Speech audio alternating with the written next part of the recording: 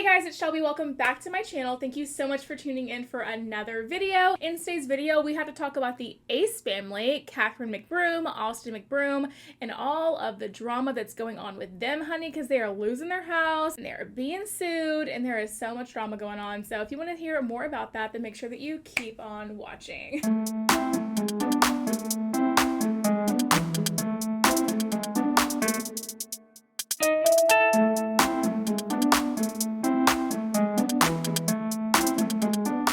Okay guys, so normally in these style of videos, I'll be doing my makeup and we'll be chatting and stuff, but if I can just be completely honest with you, please forgive me. I cannot be bothered to put on makeup right now.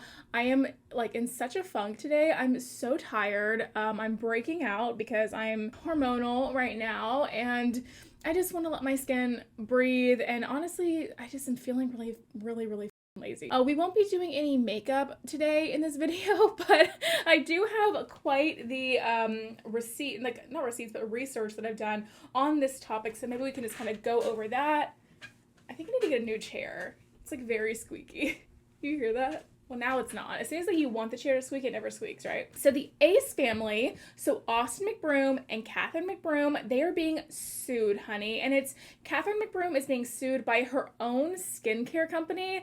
I don't even know how that happens or how that is even possible, but she's being sued by her own skincare company.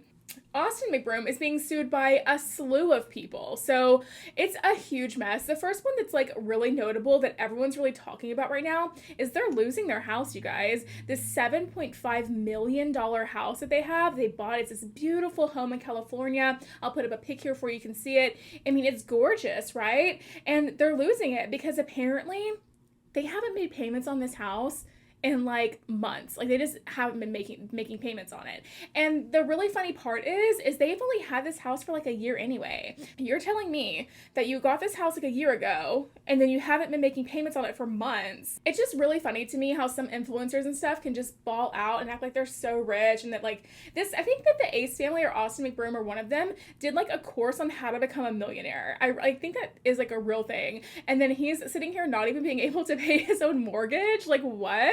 Not making payments on your mortgage, but claiming to want to teach a class to somebody on how to become a millionaire. Make it make sense, guys. Make it make sense. So another situation or lawsuit that is going on with the Ace family right now is ShelbyE versus the Ace family. So if you don't know what ShelbyE is a company that creates apps for like influencers. So Jake Paul has one, Bryce Paul, Logan Paul, all like the weird Paul and Hall douchey guys. They have apps created through ShelbyE, and apparently the Ace family had two apps through them rather. And they also had this club that people could join called the Ace Club that was like $20 a month or something, which is ridiculously expensive. I mean, that's like a couple of your apps on your TV combined. Like it's super expensive for no reason. Apparently the Ace family never paid ShelbyE their royalties, so despite making a lot of money through this app. So in 1 month, I think the records showed that they made like almost $500,000 in 1 month through this membership that they had, charging people $20 a month. And then in the next one, they made like $375,000 in 1 month just from memberships and all of this stuff that they got from these apps and through ShelbyE with the Ace Club and all of that. And then they owed ShelbyE a 33% royalty fee for helping create the app, for just what that business charges for doing all of that. And that amount was $133,000. No, I'm sorry, that's not the right number. That number was $162,700. I'm gonna put the number up on the screen for you because when it comes to big numbers like that, I never know exactly how to read them. So it's close to $163,000 is what they owed them, and they have not paid them yet, which is super messed up. Oh my god. The Weather Channel just informed me that a 5.9 earthquake shakes wide area of California. If you're in California, I hope you're safe. It's just like these people why aren't they paying people? It's just so crazy to me. Like I wonder where their money is going. I wonder what they're spending their money on. I mean, to have 19 million subscribers on YouTube, you're doing pretty well with yourself. There's not a way that you're not making a decent living for yourself off of your AdSense alone, having 19 million subscribers. There's just not. If all of that engagement is real and it wasn't like bot subscribers or something, which I don't see why anybody with that many subscribers would buy subscribers like that. It's a lot of money to live off of. So what are you doing with that money? You know, like to where you can't pay your basic bills like your rent or the companies that you're working with to help you with your business. It just doesn't make any sense to me, and it's just really shady behavior. Austin Mcbroom is kind of known for being super shady. By the way, credit to Sloan. He's another drama channel here on the platform, so I watched his video on this, and that's where I'm getting a lot of my information from, as well as Def Noodles on Twitter. I almost always get a lot of stuff from Def Noodles, so like I'm just gonna permanent credit out to Def Noodles right now. Got a lot of information from Sloan and for this video, and apparently Austin Mcbroom rented out a luxury car or a couple luxury cars from this independent small business based out of Miami called Lux Rentals. And apparently, he didn't pay any money up front for these vehicles, which is a thing in itself. Like, if for any kind of business, I'm sorry, I'm not giving you something like this without any kind of down payment or any kind of, like, anything up front, right? Like, I'm going to need payment up front for this kind of stuff. And I think it's kind of interesting because don't normal rental car companies, don't they charge you for the full price plus a deposit when you book with them? Isn't that how it works? I can't remember off the top of my head, but I think that I use Turo a lot, and I think they charge me like everything up front, and then if there's any extra charges at the end, they'll go back and charge me for those. But like, who does Austin Mcbroom think that he is, being able to rent these luxury nice cars with just, you know, his word being like proof that he's gonna pay? Like, I feel bad for the girl who owns this company, because if she knew anything about Austin Mcbroom, then she would have not have agreed to let him drive off with these vehicles without payment, because they have just they're known to be super shady people. There's this whole situation with the Social Gloves thing, with remember the big TikTok versus a YouTuber fight where Austin Mcbroom fought Bryce Hall. So with that whole situation, where it stands right now is that the people that got a sign-on bonus to do that fight or to be a part of that event, they received their sign-on bonus, but they didn't receive any of the rest of the money that they're owed. And I think that it was like a $5 million